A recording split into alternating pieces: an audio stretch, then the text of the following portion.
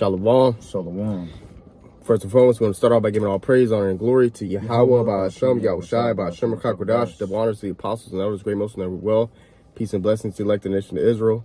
Shalom and the Bible Ball, back at it again with another lesson of the Spirit and power of Yahweh, Ba'ashem, Shai, Lord willing, lesson is edifying, man. You know, with the brother Yawanathan. Shalom. I'm the brother Ottawa, you know, we're the brothers from Great Millstone, West Palm Beach. And we just, you know, we was just sitting here chopping it up in the spirit, man, and just meditating on it, man. Like, you know, the Lord truly is preparing us for these times that we're coming into, man. You know, and we're just going to flow through the spirits, just a quick hitter. The Lord is preparing us for these times that we're coming into. You know, brothers are going through a lot of different problems, whether it be financial, mentally, physically, health issues, whatever the case might be, you know, dealing with people who got evil spirits. You know what I'm saying? It's a lot of different adversities, man. But as you can see, throughout all these adversities, what's the end result? Yahweh Ba'ashem Shai constantly is delivering us out of these things, man, and constantly strengthening us and improving us throughout all these things, man. Right. So what's that go to show you, man? That the Lord is building us up for these times, man. Because it's going to get bad out here. The scripture says it's a time of trouble the world has never seen before, man.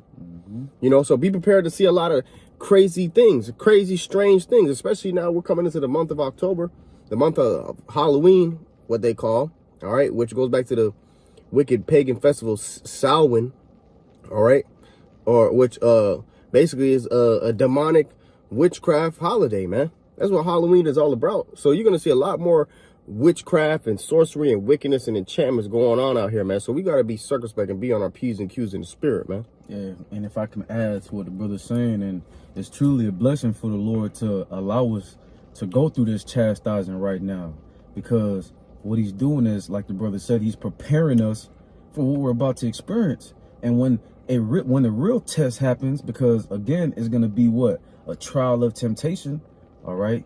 When that hour of temptation comes, we're going to be prepared, man. We're not going to be shaken up in the spirit. We're not going to be moved. We're not going to be like the rest of these people. We're not going to be unstable. We're going to be stable because the Lord has truly been preparing us. You want that first one? I had one. You can grab yours. Daniel chapter 12, verse 10, it says, many shall be purified and made white and tried, but the wicked shall do wickedly. You see? So many shall be purified and made white, and that's speaking about the elect. But it says and tried, and right now we're being tried. You know, like the brother said, many brothers going through many different you know, situations, and it's all to build us up through the spirit for what we're about to really come into, man. And it says, and none of the wicked shall understand, but the wise shall understand. And the wise, you know, Lord willing, we be part of that number. We understand. You know, we understand why we're going through this. Just like the great men before us had to go through their own hour of temptation, and we got to go through the same. Yep. 1 Peter 4:12, beloved, think it not strange concerning the fiery trial, which is to try you, as though some strange thing happened unto you. But rejoice, inasmuch as ye are partakers of Mashiach's sufferings, that when his glory shall be revealed, ye may be glad also with exceeding joy. You see? So this is what the times that we're in, man. You know, our faith which is tried is much more precious than gold which perisheth, man. So what Yahweh Ba'ashem Shai got us in right now, we're truly in a winner's program. You know, even though it may not look like it outwardly, or we don't have our confidence in the flesh, you know, some of us may lack finances, we may lack stature, health, so on and so forth. But when all hell breaks loose, man, and they see that the Lord has been with us this whole time, man, they're going to really know that the Lord has had us up in the right programming all along, which is following after this truth, being diligent week in and week out, studying, you know, applying these scriptures, man, because that's when it's truly all going to pay off, man. You know? Then shall they know who, we read that today earlier, Malachi the 3rd chapter. Then shall they know who serveth the Most High, and he that serveth him not. Right. You know, because what does it say? How the men of the Lord in that time are going to have abundance, you know. And be merry. Yep. Also speaks about in Isaiah the 65th chapter, you know, that we shall eat, we shall drink, we shall be filled with joy, you know, in that time of trouble. But hey, the wicked of our people aren't going to be in that same state instead, because right now they living it up. They're a lot of our people, what they do is they try to run from the grind. But through the spirit and prayer by Shema Shai, and we ain't running from the grind, man. We're embracing the grind. Right. Understanding that we have to go through it, man. What does it say in 2nd Ezra, the 7th chapter?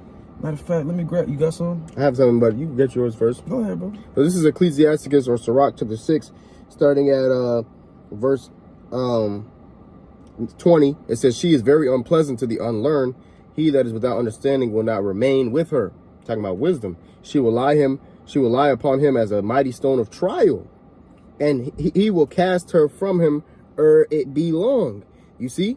So wisdom will lay upon people as a mighty stone of trial, man. Okay, but they'll cast this wisdom from them ere it be too long for them, man, because they don't want to endure. But the scriptures speak about what? Verse 22. It says, for wisdom is according to her name, and she is not manifest unto many. So the fact the Lord gave us this truth truly is a privilege. All right. Verse 23, give ear, my son, receive my advice, and refuse not my counsel, and put thy feet into her fetters and thy neck into her chain. Bow down thy shoulder and bear her, and be not grieved with her bonds. Come unto her with thy whole heart, and keep her ways with all thy power, man. It says, search and seek, and she shall be made known unto thee. And when thou hast got hold of her, let her not go, for at the last thou shalt find her rest, and that shall be turned to thy joy. Then shall her fetters be a strong defense for thee, and her chains a robe of glory. Okay? For there is a golden ornament upon her, and her bands are purple lace. Thou shalt put her on as a robe of honor, and shalt put her about thee as a crown of joy, man. So basically, you go through the hardships of dealing with wisdom at first, but at the end of that process is what? Joy and prosperity, man. And a defense for you, man. You know? You got it, brother. That's right, brother. Brother's on point. You know, what does this say also? Straight and narrow. Mm-hmm. You know, and what is that? Matthew, the 7th chapter.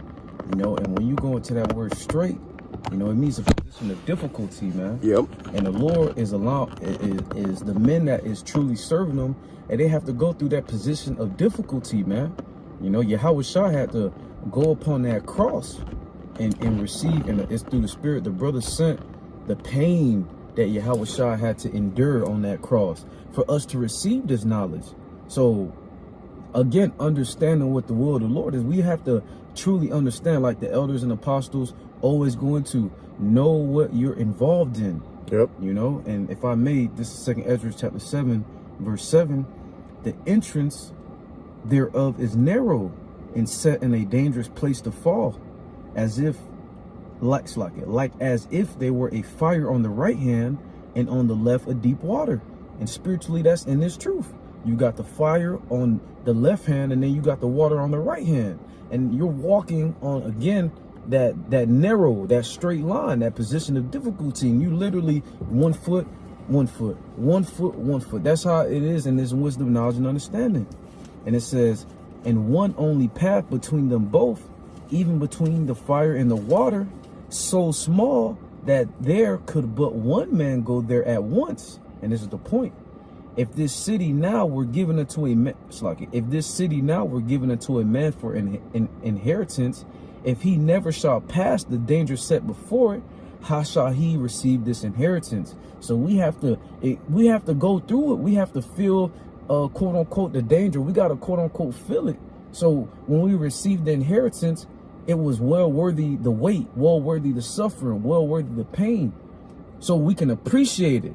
Like High Priest Yaquab and Elder Apostle Gabar always mentions it.